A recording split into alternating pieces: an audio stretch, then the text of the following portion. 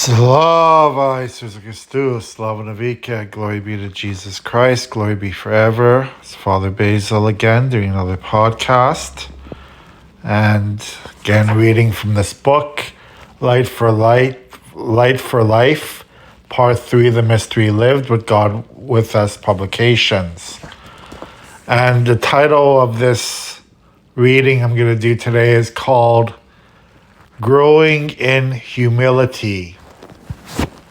As adolescents become more knowledgeable of the world around them, they inevitably become judgmental.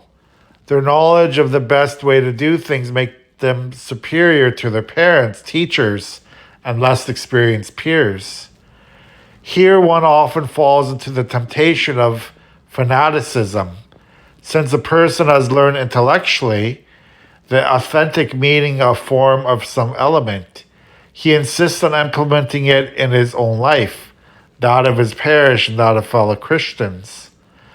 It would be similar to the situation of the overly enthused Boy Scout who insists on helping elderly people across the street, whether they want to go across or not. In many cases, if undirected,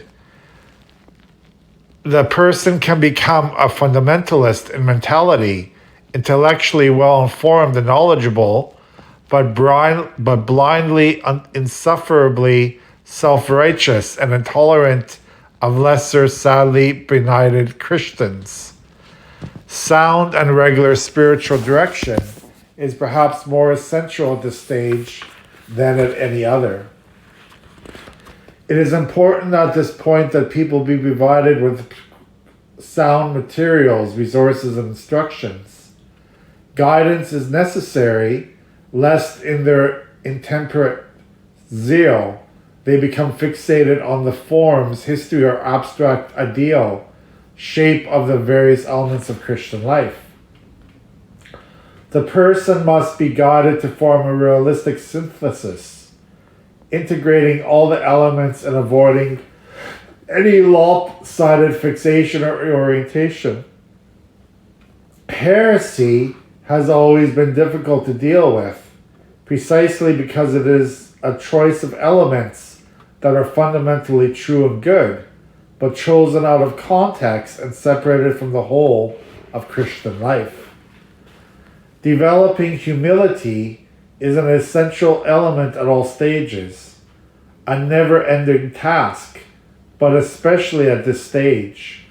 And herein lies the difficulty. Persons at this stage are learning a great deal and making noticeable strides at growth by leaps and bounds. They realize the importance of humility and strive seriously to attain it, then tend to be proud of their progress in it, or at least spend inordinate amounts of time measuring their progress in it or worrying about it, all of which tends to make them more self-centered. Humility, self-abnegation, is the foundation of the spiritual life. There can be no genuine growth in God love without it. Christ insisted frequently that if anyone wishes to come after me, he must deny himself and take up his cross daily and follow me.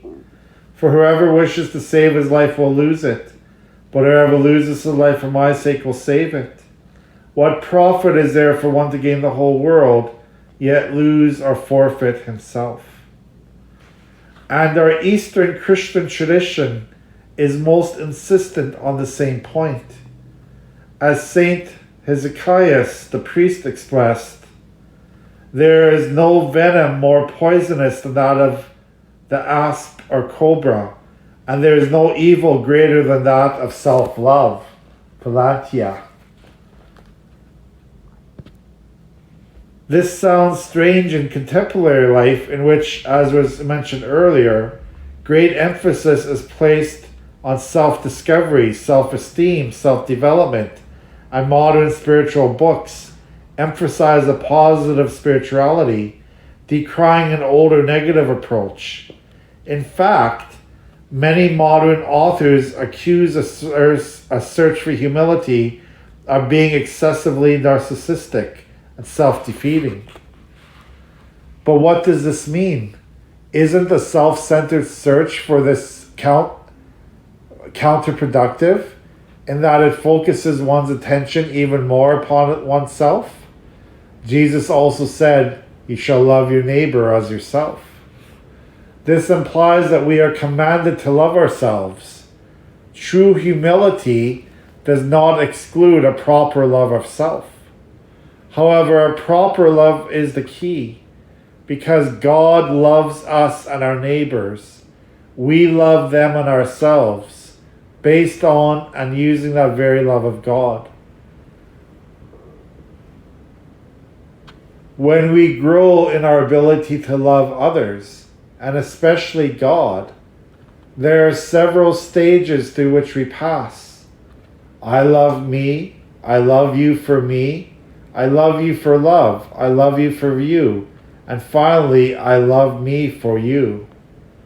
Humility is to love all things and everyone in truth and in order, including oneself. It is also a love for the true self, as opposed to the false self.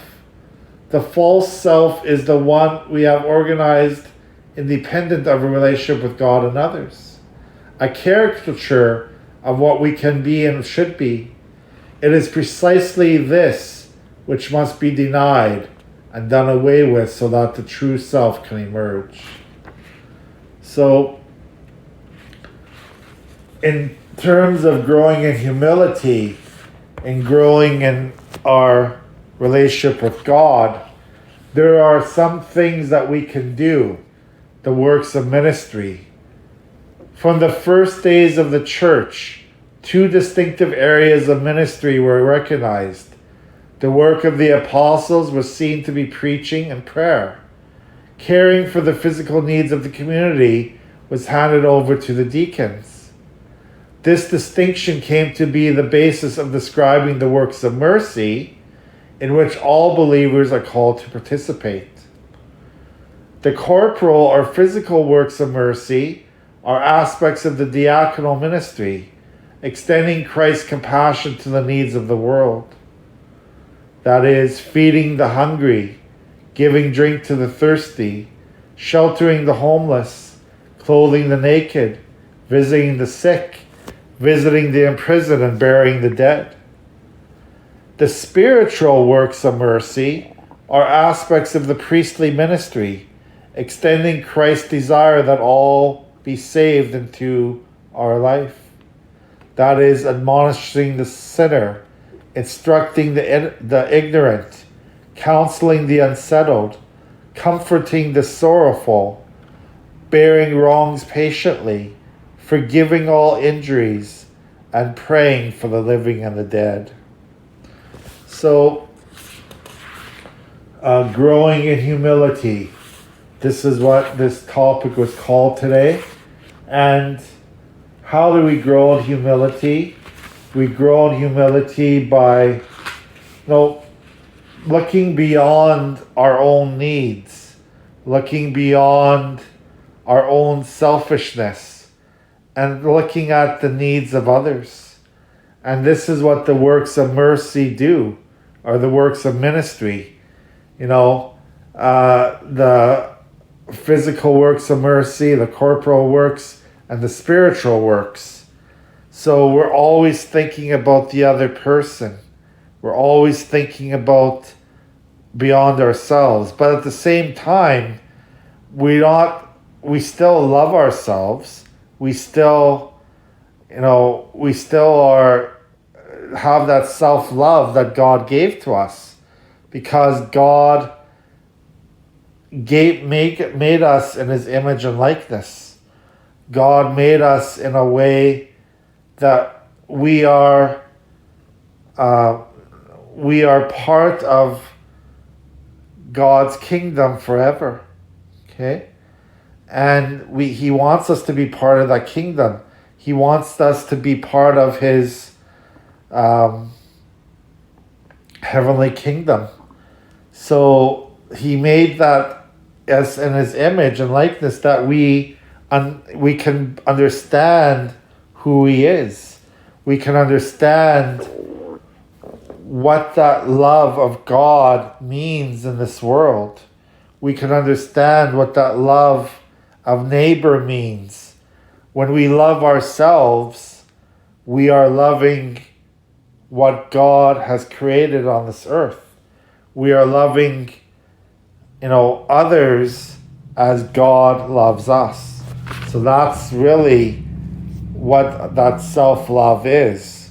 It's understanding that God is within us, God is present in us, and that we are passing this love of God to each other.